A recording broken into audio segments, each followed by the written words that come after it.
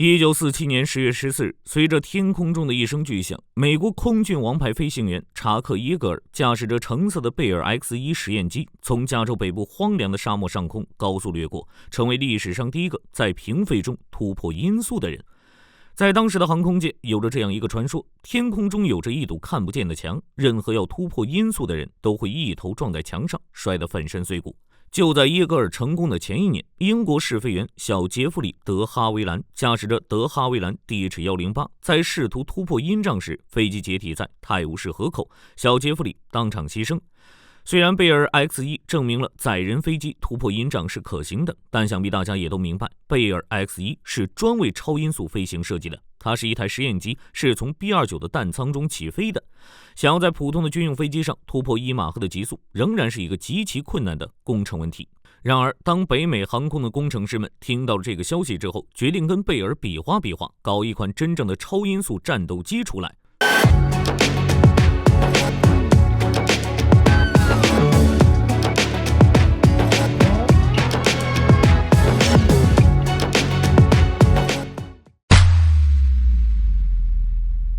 此时的北美航空确实有傲气的资本 ，P-51野马、B-25米歇尔，连美国第一代的喷气式战斗机 F-86佩刀都是北美航空的杰作。正因如此，1949年2月，北美航空的工程师们开始在他们如今的拳头产品 F-86佩刀上探索超音速飞行的可能性。此时的量产型佩刀已经可以在平飞当中来到 0.87 马赫的极速，但在想要让 F-86更快，甚至于突破音障，工程师这边就两眼一抹黑了。当时的北美航空总裁甚至坦言，我们对超音速飞行知之甚少。实际上，在过去的2年里，贝尔的 X-1 在超音速下的飞行时间还不到1个小时，能够在超音速下运行的风洞也还在建设之中。北美航空的工程师们是既没数据也没实践，还缺乏理论，只能一点点摸索。相较于设想的大胆，工程师们在实际尝试的时候要保守很多。他们决定先从 F-86 的原有设计开始，一点一点进行改进。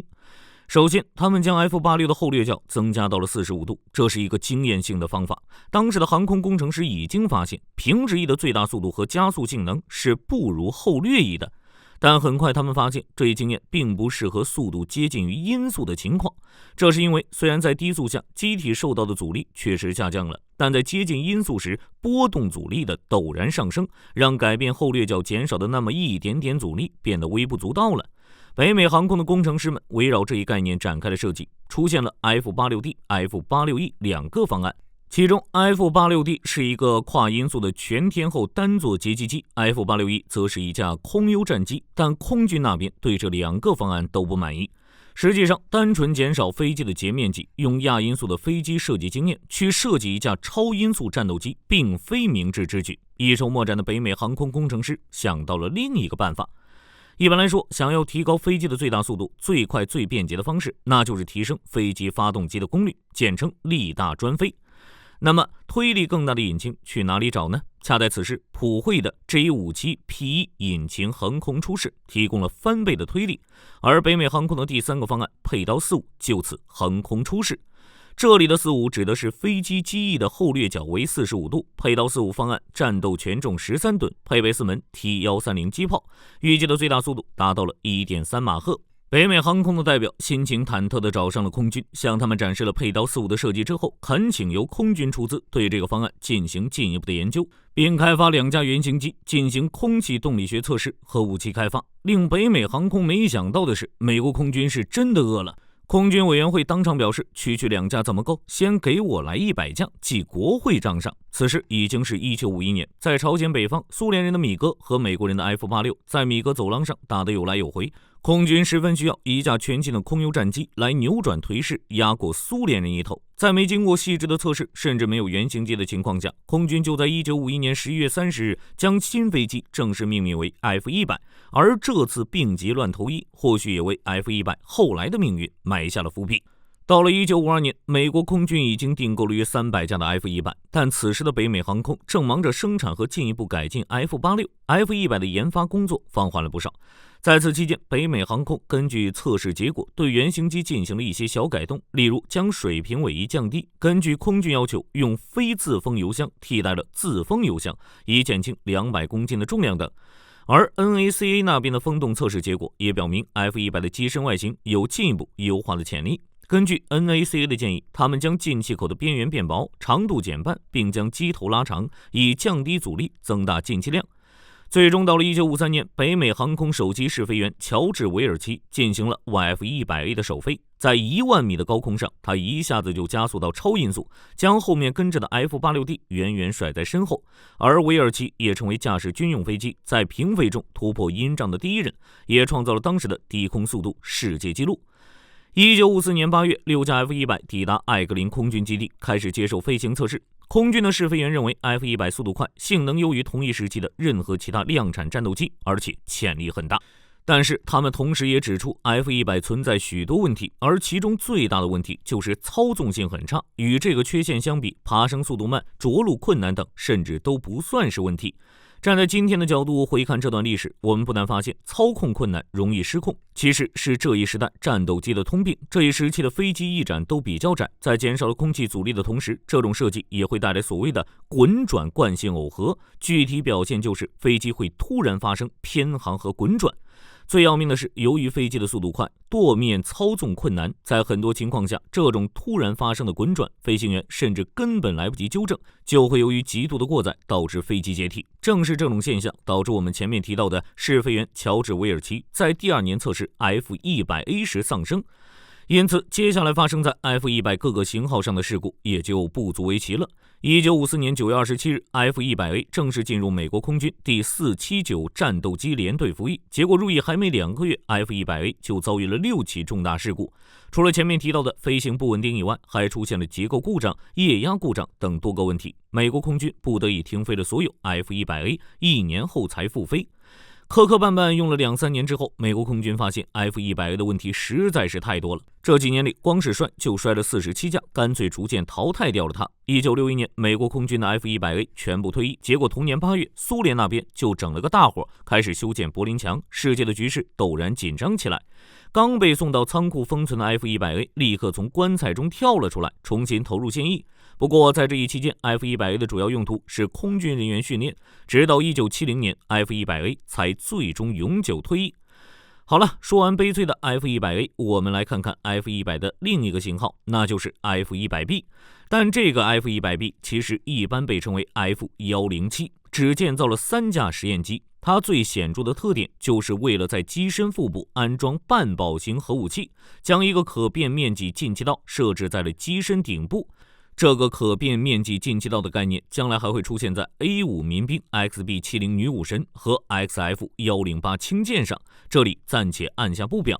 F-100C 是为了满足战术空军司令部的要求，在 F-100 平台的基础上开发出来的战术轰炸机，但1955年的作战测试表明，使用 F-100C 并不是长久之计。虽然它升级了推力更大、性能更好的 G57 P21 喷气引擎，但由于气动布局并无变化，它具有 F-100A 的所有缺陷，只能通过后期添加阻尼器解决惯性耦合问题。美国空军采用 F-100C 主要是看上了它的速度。1955年8月20日 ，F-100C 创造了当时的超音速世界纪录，时速达到了1323公里每小时，让它带弹超过1马赫的极速，让它成为了当时投放战术核武器的最佳平台。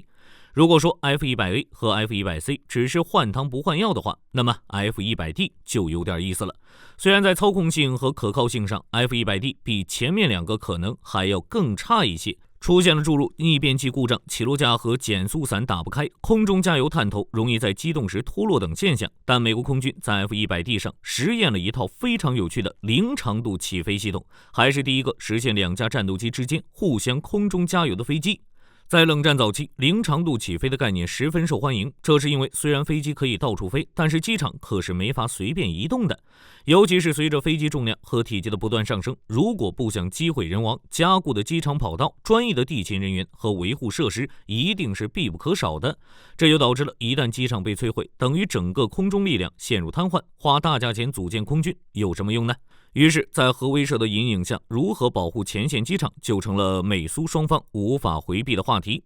等一下，干嘛要保护机场呢？我们不要机场，直接像导弹一样起飞不就好了？在这种思想的指导下，零长度发射装置应运而生，它的目的就是让喷气式飞机摆脱对于长跑道的依赖。实际上，所谓的零长度发射系统其实就类似于航母上使用的甲板弹射器，只不过零长度发射系统是陆基的，航母上的那个是海基的而已。一般来说，零长度发射系统使用的动力是固体推进燃料，就是导弹上用的那种，它可以在短时间内产生极高的推力，为飞机提供一个初始的速度和高度，这样一来，不消机场也能完成飞机的起飞工作。而具体到 F-100D 这里，根据美国人的测试， F-100D 即使在携带外部油箱再加上一枚核武器的情况下，也能进行零长度发射。美国人的设想是，飞行员先从零长度发射器上起飞，对攻击者进行报复性的核打击，然后自求多福。美军的官方说法是，飞行员可以尝试着返回任何可用的友军空军基地，或根据情况在无法到达安全着陆点时弹射逃生，就差把祝你好运写在下面了。不过看到这里，想必大家也发现了 F-100D 的这个用途其实就是中程弹道导弹的用法。也正因如此，这种零长度起降的技术逐渐被淘汰掉了。现代的精神续作大概是各种 VTOL 战斗机，例如 F-35B 等。除了上面的4种改型， F-100还衍生出了 F 型。F-100F 的由来其实有点奇怪，当时是北美航空找上空军，跟美国空军说，我们最近大酬宾，可以帮你们免费改一个双座型，用来训练飞行员。美国空军一听这挺好，天上掉馅饼了，赶紧又下了300多架的订单，买到就是赚到啊，家人们，北美航空都亏得坐公交了。虽然北美航空这个小小商业伎俩取得了不小的成功，但他们应该没有想到，本应当做教练机的 F-100F 被美国空军拿去之后，变成了第一代野鼬鼠战斗机，专门用于防空压制，还成为了第一架飞越北极的喷气式战斗机。虽然 F-100 的可靠性确实很差，但它算不上是一个糟糕的飞机。恰恰相反，它在冷战初期频频亮相，多个改进型号也让其成了战场多面手。直到越战接近结束的时候，才完全退出人们的视野。1955年，6架 F-100A 拆除了所有武器，被改装成 RF-100A， 安装了多台航空相机，部署到德国的比特堡空军基地，对苏联阵营国家进行航空侦察。实际上，这几架 RF-100A 干的其实是 U-2 侦察机的工作。当时的一些照片显示，苏联的战斗机试图爬升并拦截，但完全跟不上 F-100 的高速，只能眼睁睁地看着 F-100 溜之大吉。1958年7月的黎巴嫩危机期间， F-100 就奉命支援美国海军陆战队的登陆作战。而到了1962年的古巴导弹危机期间，美军派出了3个 F-100 联队，总共181架 F-100 前往佛罗里达州的霍姆斯特德空军基地，用来威慑古巴。后来又参与了多米尼加内战，实在是大忙人一个。前面我们说到 F-100F 被改装成野鼬鼠战斗机，在越南战争期间进行防空压制任务。实际上，越南战争期间的第一次空战胜利也是由 F-100 拿下的。1965年4月4日，当时的 F-100 正在掩护一队 F-105 战斗机对知名的清华大桥进行轰炸。第416战斗机中队的唐纳德·吉尔古斯上尉驾驶 F-100 战斗机，使用航炮击落了一架北越空军的米格17，他的僚机发射了一枚 AIM-9 响尾蛇导弹，也命中了一架米格。根据后来幸存的北越空军飞行员的说法，当天有3架米格17被击落。此外，双座型的 F-100F 还在北约和老挝担任前线侦察机，为其他战斗轰炸机指示目标、侦察道路、执行搜索和救援项目等。到了战争结束的时候， F-100 一共飞行了36万余架次，甚至超过了二战期间 P-51 的飞行架次。要知道 P-51 可是有15000多架，越南战场上 F-100 的数量可能连这个数字的零头都不到。在越南战争中，没有一架 F-100 被敌方战斗机击落，但有186架被防空火力命中，7架在地面被越共炸毁，还有45架是由于各种事故坠毁的。